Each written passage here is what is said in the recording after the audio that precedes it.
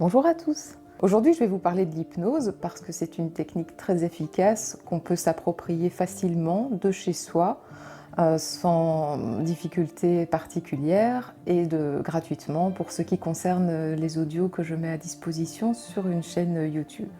Ne craignez pas le terme hypnose. En réalité, dans ce que je propose en tout cas, c'est plus précisément de la relaxation thérapeutique au carrefour entre l'hypnose, la méditation et des notions de psychologie cognitive.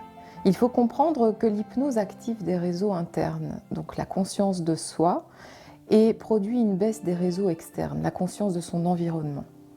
On va donc profiter de cette pleine conscience de soi pour prendre de la distance avec les difficultés qu'on observe dans son environnement et aussi apporter une modification du regard qu'on pose sur ces difficultés. Et c'est ce qui va permettre de pouvoir obtenir des résultats à moyen terme et non pas uniquement pendant la séance ou juste après.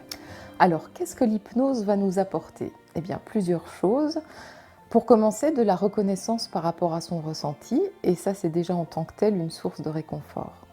En effet, en général, on ne souffre pas uniquement de la difficulté qu'on rencontre, on peut aussi s'en vouloir de ne pas arriver à la dépasser d'une certaine manière, avoir de la culpabilité, et donc tout ça, ça produit une baisse de confiance en soi et d'estime de soi, et donc là c'est de plus en plus compliqué.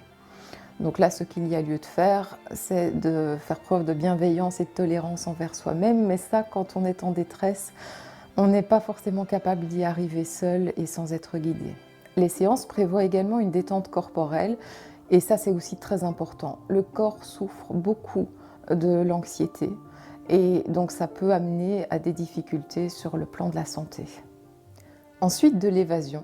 On propose souvent une balade imaginaire qui permet d'une part de prendre de la distance avec les difficultés qu'on rencontre, mais également de se recentrer, de se reconnecter à la nature notamment. Aussi, la pratique va induire une modification du regard que l'on porte sur les choses. Ça, c'est fondamental.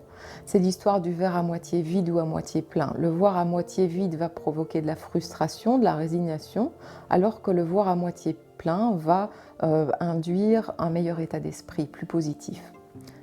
Par voie de conséquence, la méthode induira ensuite un changement de positionnement. Et ça, c'est fondamental, passer du statut de victime à celui d'acteur ou actrice de notre vie. Reprendre en quelque sorte le contrôle de soi, à défaut de pouvoir contrôler son environnement. Pour résumer, quelles sont les conséquences observées après une séance d'hypnose? Eh bien, le corps est relâché, les crispations musculaires sont atténuées, l'esprit est plus serein, on observe une meilleure énergie, on a réactivé nos ressources personnelles. Lors d'une pratique régulière, on note un impact significatif sur, en particulier, toutes les problématiques liées à la douleur, au stress, à la dépression et aux troubles du sommeil. À tester donc sans modération. Prenez bien soin de vous. À bientôt.